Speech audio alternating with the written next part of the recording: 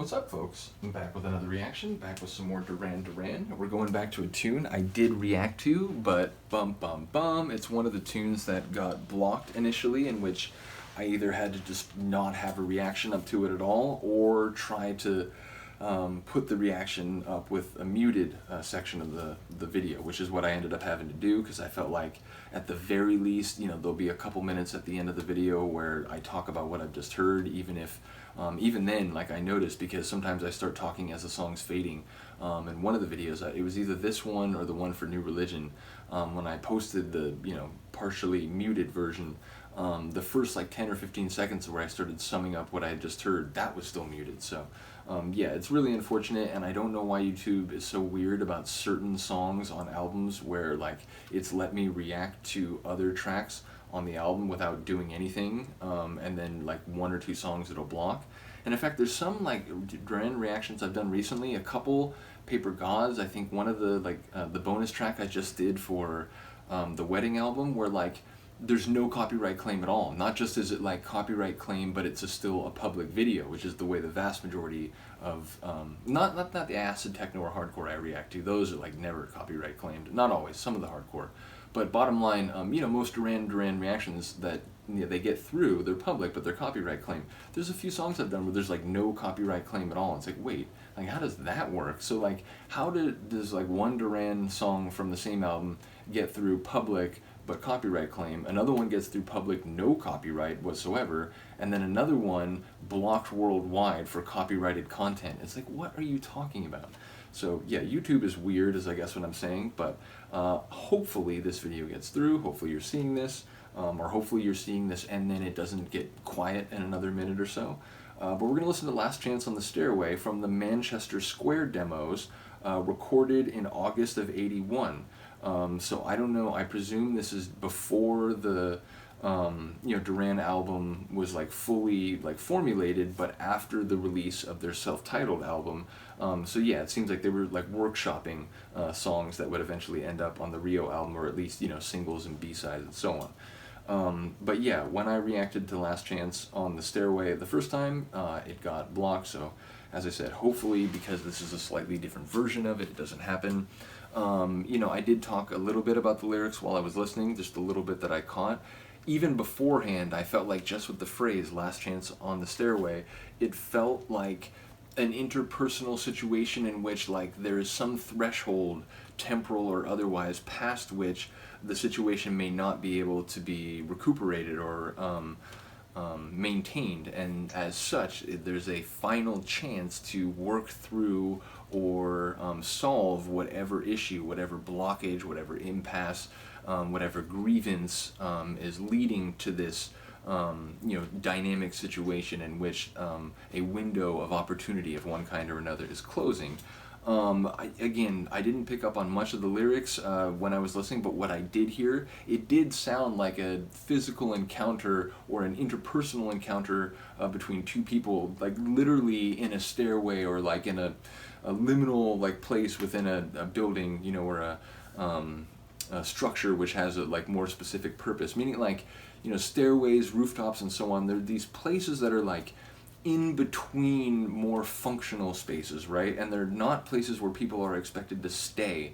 So like, airports and train stations, people will talk about it. It's like, yeah, there's people, thousands, millions of people going through them every day, but they're not necessarily designed to be a place where someone stays, a place where someone lives, a place where someone wants to be as a like desired destination. So yes, now sometimes there are people who live there because they're like full-time employees and it's simpler to do that, or there are homeless people who live in like train stations and whatever. So it's complicated, but generally speaking, like, I'm interested in spaces that are, again, like stairways and rooftops and like alleyways that are like passageways to other locations and spaces which have more like clear, deliberate, and intentional purposes and functions. So yeah, when I think of a stairway, I think of one of these locations in which it's sort of a between space in the way that humans operate in the modern world. Now, obviously, people do seek out those spaces sometimes, and I remember as a teenager I was always interested to, like, if we were going to hang out somewhere, I don't want to hang out like you know, in a place where there's like a lot of people, you know, like a big like, you know, concert or like whatever, like me and my friends would like often go to like sort of underground techno parties with only a few people, and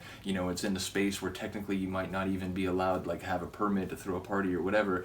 I sought out places where it's like, oh, you know, technically I don't think we're supposed to be here, and it's like this place where, you know, only maintenance workers are supposed to come, but let's just hang out here for a little while, like whatever.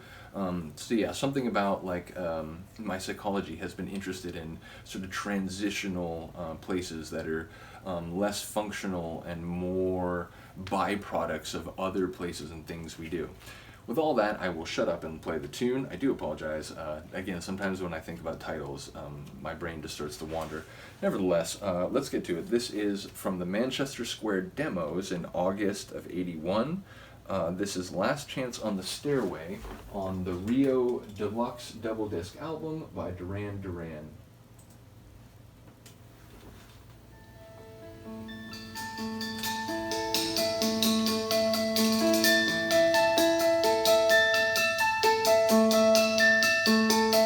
Trying to remember, I haven't re-listened to the studio version as much because it got blocked, and it was sort of this like, I mean, I did re-listen to it multiple times, but I've been going through other stuff, re-listened to some other tunes more, so I don't remember. Was that intro similar to the intro in the studio version? The eventual version?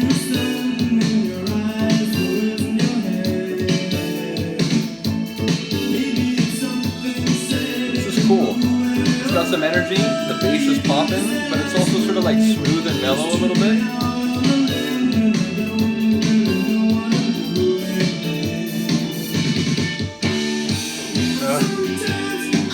Love that percussive roll and like bounce into the next measure.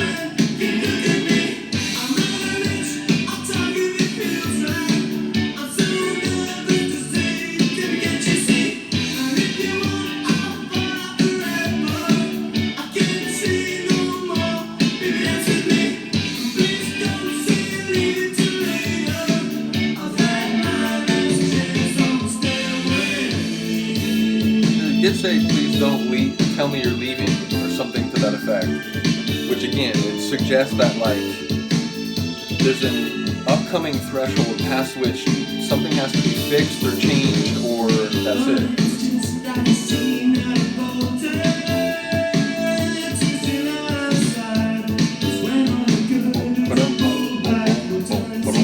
The bass.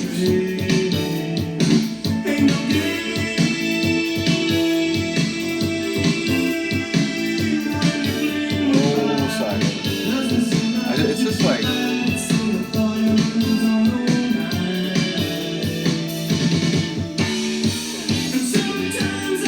his voice is like made of the ether. It's not like terrestrial. Section is like, again, I should have listened to the version that ended up on the album before this to sort of compare it, but I didn't think to do that. I apologize.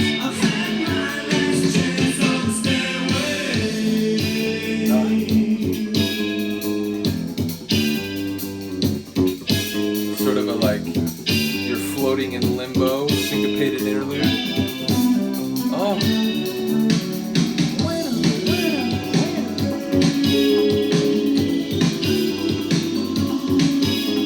Some chimes. There's a bit of like, there's a bit of funk to this interlude.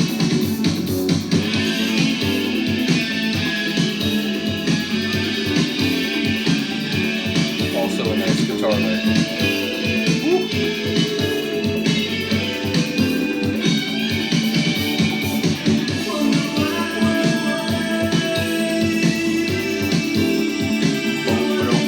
Listen to the bass.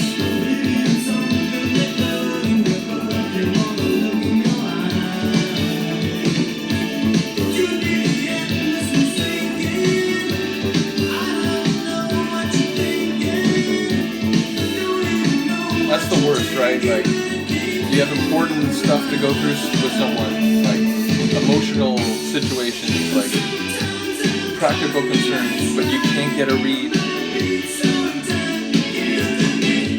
paralyzing.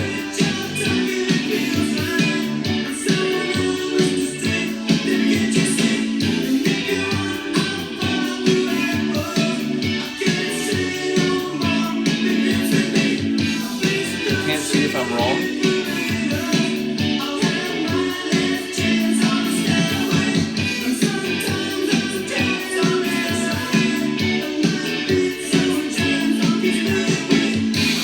It's like the bass is popping and that, you know, just a nice little guitar rhythm.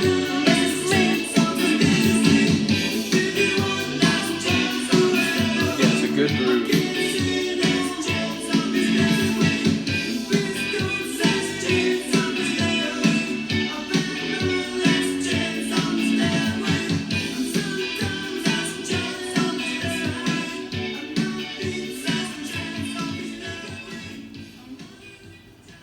Yep.